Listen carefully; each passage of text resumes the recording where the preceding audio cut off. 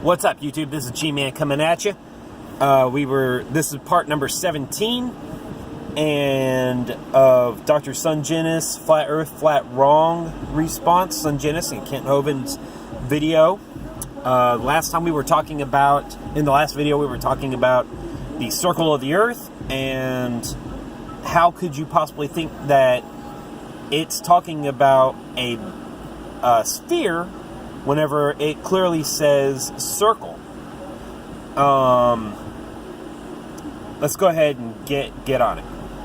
To the intricacies of that verse to show them that for the flat Earth, because it also applies to a spherical Earth. Okay, and then some smart guy will come up with a solution. Will say, well, let's look at this passage in Isaiah 22:18. God says to Israel, because let's back it up just a tad bit. What the distance was, this verse may be giving you just a tad bit. In Isaiah 40 verse 22. There we go. 40:22. The verse says, the God is above, and he sees all the inhabitants of the earth as grasshoppers. But when he's looking above, he sees the. Now I want to say that Isaiah 40:22 is a direct reference to the verse in Exodus where Caleb and Joshua come back and they talk about the giants looking down upon them as grasshoppers. So that's a direct reference, saying that whenever you look down at something as grasshoppers, you're looking at it from a really high point of view. Okay, neither here nor there. Let's circle of the earth. Okay, the circle of the earth. So what do you do with that passage? Obviously, the intent of the writer was to give you a shape. He didn't say the square of the earth or the rectangle. He said the circle. So he wants to convey information to you. But the question is, how far can you take that? What is a circle? Well, basically, a circle, if you want to look at it scientifically, is just a... So... I'm not even going to say that. Never mind. A two-dimensional shape. It doesn't even have three dimensions. I mean, I could draw a circle on a piece of paper, and unless you wanted to measure the width of the lead or the graphite that went on the paper, you basically have a two-dimensional object, okay? So whenever I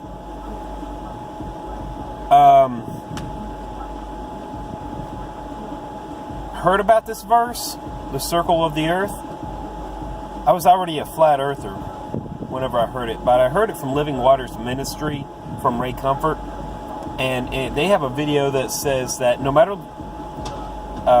what direction you look at a ball, it still will look like a circle. So if you are above a ball, you will see the circle of the earth, and that's pretty good. Anyways, but that's clearly not what it's talking about here, because it's only talking about God looking down upon the earth, and he's only looking down from one direction. So anyways, this is putting limitations on God. This isn't saying that he's looking at it from all different directions and everywhere he looks, he's seeing a circle. It just says he looks down and he sees the circle of the earth. Anyways, let's move on. What is he trying to say when he says circle? Well, in my understanding of it, if you're high above, you're God, and let's say you're putting human vision on God, you're not saying God is omnipresent and can see from everyone, so from everywhere. In that particular instance, you're basically saying God is looking above. What is he going to see? Well, if he sees a flat disc, he's going to see a circle, because from that height, and that height basically you can get from the verse, because it says he looks at the inhabitants as grasshoppers. That's right. Right. If the grasshopper is about 1/16,000th the size of a human being, So if you multiply 16,000 times the distance we know that the heavens are, that makes God. Now, I don't know why he missed it right there, the reference of grasshoppers, and that missed it and didn't bring it back to the reference of grasshoppers whenever the giants looked down upon Joshua and Caleb and the 10 other spies that went into the land of Canaan, and they looked down upon them as if they were grasshoppers. But he should. I don't think he should have missed that. Anyways, let's get on. Not about 400 million miles away, looking down on the earth. Now, I'm not saying that's, I'm using that as the measure. I'm just saying, if you just looked at the verse and you wanted to know what the distance was, this verse may be giving you a clue. Okay, so from that, yeah, that's a long shot. That's a long shot. I would like to think of the distance from the stars to the earth to be judged in the 6 days of creation. Okay? Where on day 4, the stars are created. Now, can you see them in the sky? Is the light just automatically, are the stars close enough where the light just got there to Earth, and the light, and like turning on the light in a room? Or are the stars kind of far? They could be kind of far. I do accept that we know the speed of light, which is 186,000 miles per second. And the stars could be really far out there, but not as far as the scientists are telling us.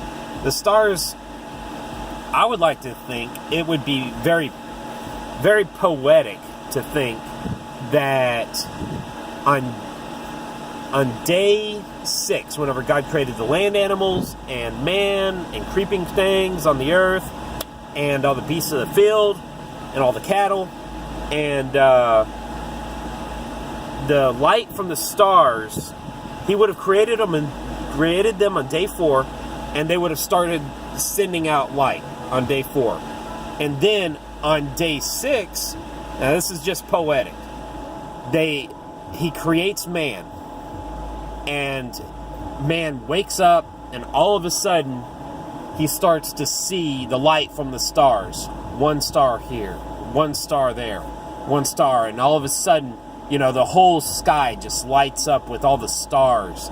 And, this would have had to happen at night, and, or he could have created him and had a little, we know that God had sessions with Adam and they walked with each other. He could have created him, and then later that night, he created Adam in the day, so he wouldn't have seen any stars. But later that night, he could have got Adam and said, "Hey, Adam, come here. I want to show you something. Look up in the sky." And then all of a sudden, the light from the stars finally gets to Adam's eyes, and he starts seeing the light, all the stars just turning on.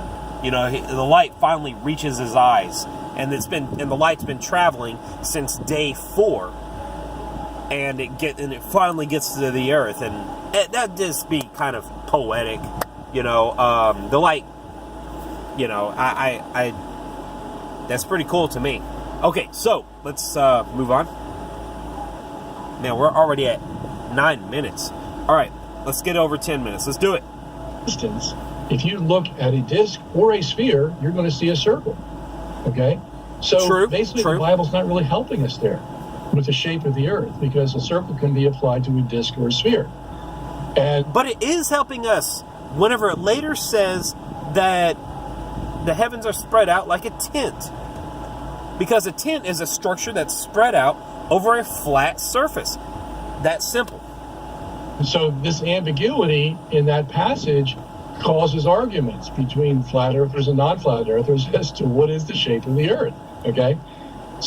Well, the ambiguity, like I just said, should be put to rest as soon as you get to the end of the verse, where it says that the sky is spread out like a tent over us.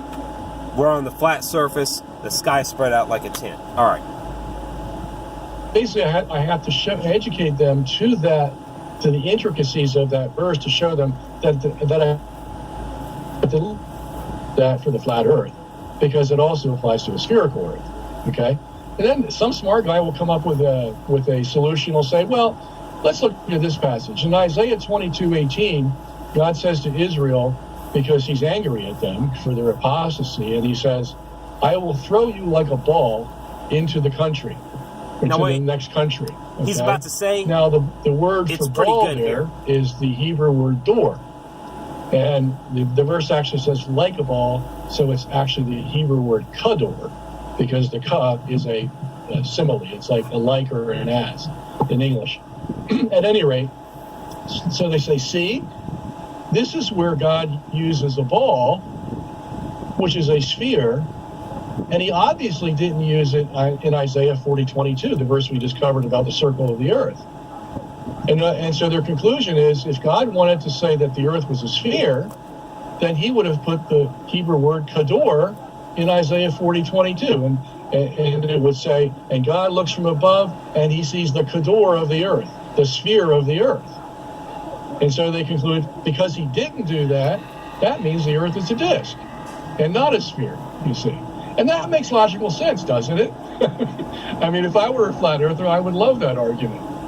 But so what I did is I went into the Hebrew of Isaiah 22:18, the Hebrew word door. Which is I good. looked up all the references. Good. I agree with this. And basically what you come out with is that it's not talking about a ball specifically. Okay?